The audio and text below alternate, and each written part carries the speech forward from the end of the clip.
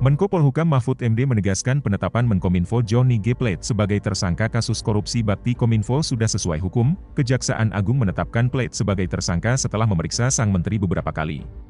Kejagung menilai Plate terlibat kasus korupsi yang merugikan negara hingga 8 triliun rupiah itu.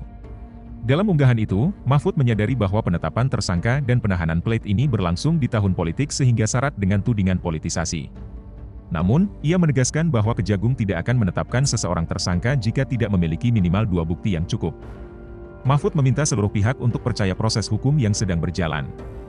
Ia berjanji akan terus mencermati dan mengawal kasus ini.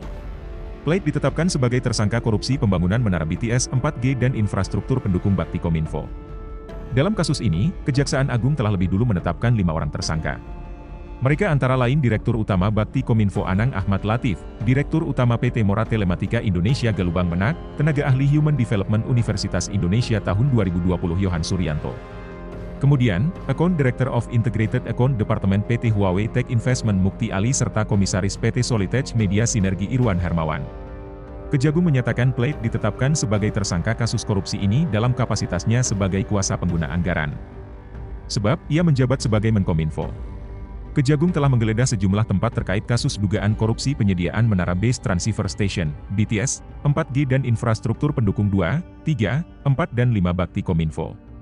Penyidik juga turut menggeledah mobil Plate yang terparkir di halaman Kejagung. Dari penggeledahan ini, penyidik menyita handphone hingga sebuah amplop putih.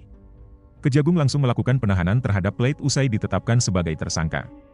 Ia ditahan selama 20 hari di Rutan Salemba Cabang Kejagung.